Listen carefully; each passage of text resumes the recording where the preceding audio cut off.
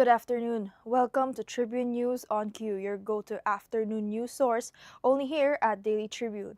We are now live at Daily Tribune's Facebook page, Tribune Now on YouTube, and at Daily Tribune Official on TikTok. Now for today's headlines. Former DPWH Undersecretary Roberto Bernardo implicated several officials including former Public Works Secretary Manuel Bunoan in an alleged multi-million peso kickback scheme involving flood control projects and lawmakers. Contractor couple Curly and Sara Discaya were temporarily excused from the Senate hearing to retrieve ledgers that may link lawmakers and DPWH officials to the flood control kickback scandal. Lawyer Marvin Aceron filed complaints against Senator Francis Escudero with the Office of the Ombudsman over alleged misuse of 352 million pesos in Sorsogon provincial funds from 2019 to 2022. President Marcos welcomed ASEAN law ministers in Manila, highlighting the upcoming ASEAN extradition treaty and urging regional cooperation on cybercrime and AI ethics. The Department of Energy forecasts gasoline, diesel, and kerosene price increases next week due to fluctuations in international petroleum markets and U.S. sanctions on Russian oil. The Toronto Raptors defeated the Cleveland Cavaliers 126-113, with Scotty Barnes contributing 28 points, 10 rebounds, and 8 assists to extend Toronto's strong road performance. Legendary anime director Tatsuya Nagamie, known for works including One Piece, Wano Arc, and Dragon Ball Super Broly, passed away at 53, leaving a lasting mark on the anime industry.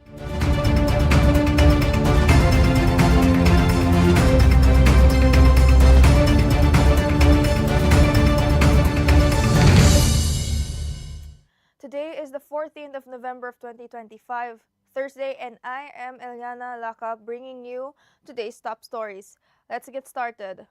This is just in. The 2025 budget controversy has escalated dramatically today as former Ako Bicol Representative Saldico leaves new allegations against the administration.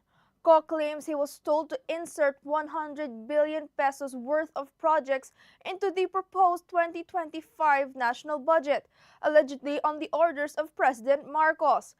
In a newly released video on social media, Ko shows what he says is the complete list of those projects, further intensifying the political firestorm and raising fresh questions about the transparency in the budget process. This is a developing story. Stay with us for updates. Former DPWH Undersecretary Roberto Bernardo has implicated more officials, including former Public Works Secretary Manuel Bunoan, in the alleged kickback scheme involving flood control projects.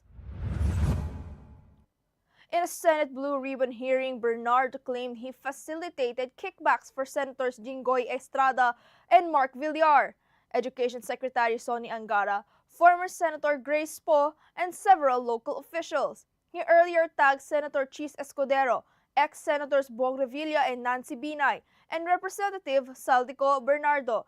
Alleged Revilla received up to 375 million pesos in cash deliveries, while Binay got 12% commitments and a 500 million peso allocation under the 2025 NEP. The probe continues. On the other hand, contractor couple Curly and Sara Discaya were briefly excused from the Senate Blue Ribbon Committee hearing to retrieve the ledgers allegedly detailing kickbacks in anomalous flood control projects. Senate President Tito Soto pressed them to produce the documents, but Curly said he could not access them while detained since September 18th. He added that his wife couldn't secure the records because he handled all the transactions with the politicians. After intense questioning, senators allowed the couple to leave under escort to locate the ledgers, which are expected to support their claims linking lawmakers and DPWH officials to the scandal. The investigation remains ongoing. Lawyer Marvin Aceron has filed multiple complaints before the Office of the Ombudsman against Senator Francis Escudero over the alleged misuse of 352 million pesos in public funds during his term as Sorsogon governor from 2019 to 2022. Citing COA's 2021 audit, Aceron detailed physically impossible infrastructure projects worth 125.7 million pesos, unimplemented national funds, falsified documents for janitorial and laundry contracts, irregular tupad disbursements, and ghost assets under property, plant, and equipment accounts. Aceron said these were, deliberate acts, not accounting lapses. Other provincial officials were also named. Escudero has yet to comment as the investigation proceeds. President Ferdinand Marcos Jr. welcomed ASEAN law ministers in Manila Friday for the 13th ASEAN Law Ministers meeting at Grand Hyatt BGC. He highlighted the upcoming signing of the ASEAN Extradition Treaty, aiming to prevent individuals facing criminal charges from evading justice across borders. Marcos also called for stronger cooperation on cybercrime and AI ethics, emphasizing laws that protect fairness and human dignity. The president reaffirmed the Philippines' support for a united ASEAN and backing for Timor-Leste as it prepares to join the bloc's legal bodies. Manila Water Company reported a 25% growth in net income for the first 9 months of 2025, rising to 12.667 billion from 10.103 billion in the same period last year. Revenues increased to 9% to 30.053 billion, while cost of sales and operating expenses declined 1% to 8.693 billion. The Rizon-led utility, which services Metro Manila's East Zone and parts of Rizal, ended September with 13.734 billion in total assets, up 6%, while total liabilities fell by 3%. The firm continues investing in mainline extension and individualization projects across its service areas.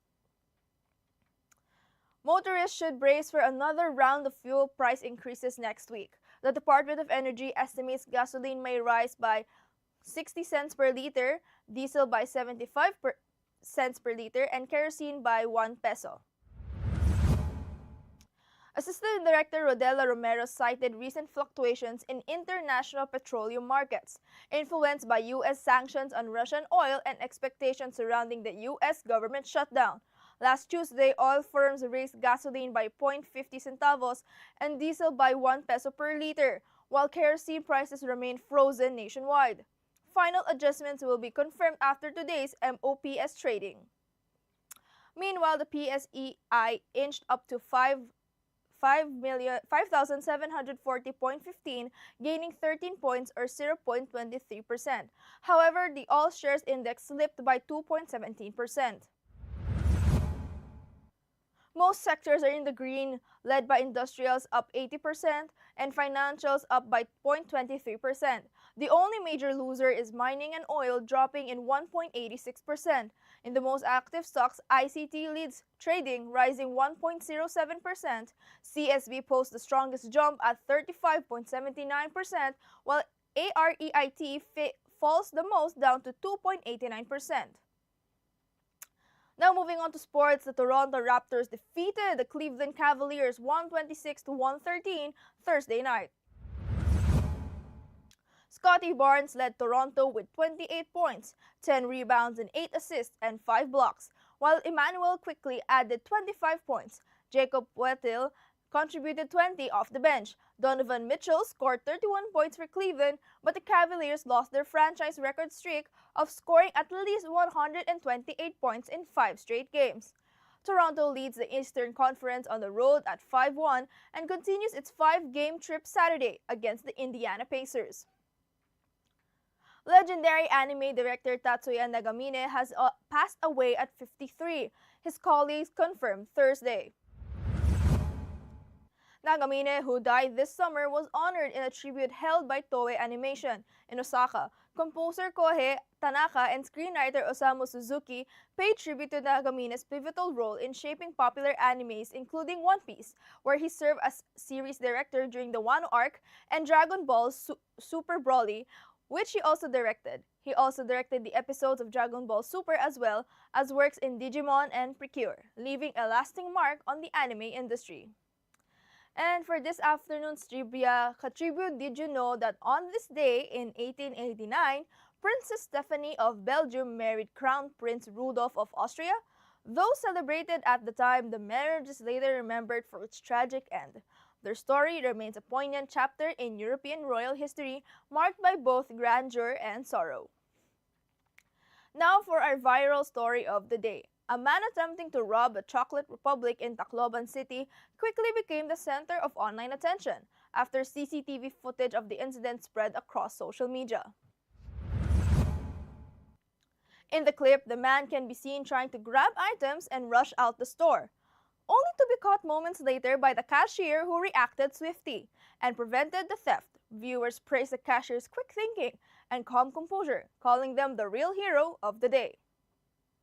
And that is all for now. Join us again at 4:30 p.m. still here on Daily Tribune's Facebook page, Tribune Now on YouTube, and at Daily Tribune Official on TikTok. Once again, my name is Eliana Lacap, and this has been Tribune News on Q.